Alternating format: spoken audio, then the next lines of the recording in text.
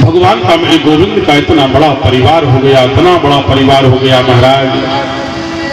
तो शास्त्र कहते हैं व्यक्ति जब ऊंचाइयों पर बढ़ने लगता है, परिवार खूब बड़ा हो जाता है, व्यक्ति के पास में धन आ जाता है, व्यक्ति के पास में पद आ जाता है महाराज, तो बताया है कि उसके शत्रु भी पीछे पीछे बढ़ते जाते हैं।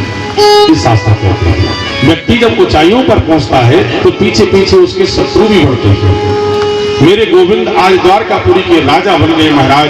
भगवान की 16,108 भुजाएं हो गई, भगवान का बहुत बड़ा परिवार हो गया, पर भगवान के शत्रु भी बढ़ते गए महाराज। एक राजा है जिसका नाम है पौंड्रक।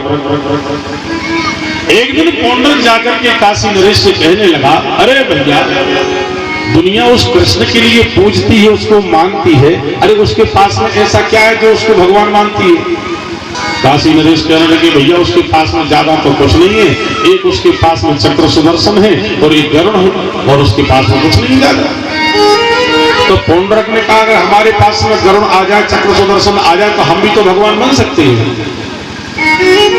काशी नरेश ने कहा, हाँ बिल्कुल बन सकते हो आप भी भगवान। तो पौंड्रक ने क्या किया महाराज, काशी नरेश के कहने से उसने एक लकड़ी का गरुड़ बनाया और एक चक्र सुदर्शन बना दिया। अब जब तक उसमें चाबी भर देता है गरुड़ में, तो ऊपर घूमता रहता है, और जैसे चाबी खत्म हुई तो महाराज वो नीचे आ जाता है। चक्र सुदर्शन तैयार हो गया। अब जाकर के महाराज काशी नरेश से कहने लगा, पौंड्रक क्यों भैया हम कृष्ण बन गए कि नहीं बने? काशी नरेश ने कहा, देखो महाराज अभी तुम पूरे कृष्ण नहीं बने, आधे कृष्ण बन गए हो, क्योंकि जो द्वारकापुरी का कृष्ण है वो है श्यामवर्ण और महाराज आप हो गोरी। तो एक काम और करो कि कस्तूरी के लिए पीस करके अपने शरीर के ऊपर लेपन कर लो, तो महाराज आप भी श्यामवर्ण के हो जाओगे। उस भले आदमी ने ऐसा ही किया, कस्तूरी को पीस करके शरीर के ऊपर लेपन कर ली महाराज, तो वो श्यामवर्ण का हो गया। अब काशी नरेश से कहने लगा, महाराज अब मैं कृष्ण बन गया पूरा? काशी नरेश ने कहा, हाँ महाराज अब बन गए तुम पूरे कृष्ण।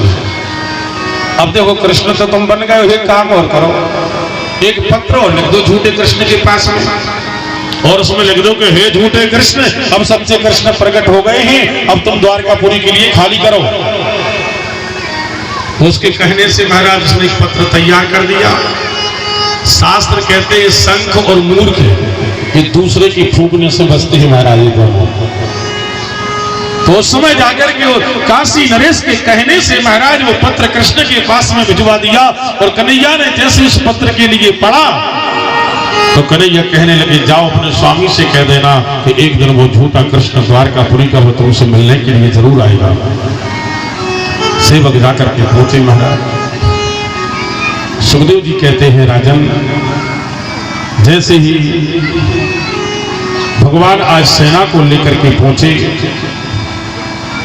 और भगवान ने उसी पांचजन्य नाम के शंख को उठाया और आज भगवान युद्ध की घोषणा करने लगे महाराज।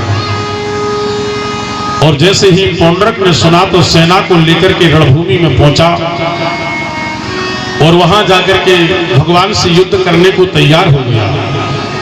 भगवान ने जब उस पौंड्रक के लिए देखा तो आज मेरे गोविंद देखते ही रह गए इस पौंड्रक को। भगवान ने सोचा कि इस भले आदमी को हम कैसे मारेंगे, ये तो देखने में बिल्कुल हमारी तरह लग रहा है, और जब ये श्रृंगार करने के लिए बैठता होगा तो हमारी छवि को अपने सामने रख करके बैठता होगा, और कम से कम 100 बार हमारी छवि को देखता होगा। ये कृष्ण कैसे मुकुट लगाए हैं, कैसे वैजयंती माला को पहने हैं, कैसे वेणु को बजाता है महाराज, कैसा चंदन लगाए हुए हैं, तो कम से कम महाराज ये 100 बार हमारी छवि को देखता होगा। और जो व्यक्ति सज्जनों 100 बार छवि को देखेगा वो छवि तो उसके हृदय में बस जाएगी। तो भगवान ने सोचा कि हमारी छवि तो इसके हृदय में बसी हुई है, हम इसको कैसे मारेंगे। पौंड्रक भगवान को गालियां देने लगा। भगवान ने जाकर के उसके हृदय में से अपनी छवि को खींच लिया और भगवान गोविंद अपने चक्र सुदर्शन का आवाहन करते हैं और जाकर के उसके पौंड्रक के सिर को अलग कर देते हैं। बोलिए भक्तवत्सल भगवान की।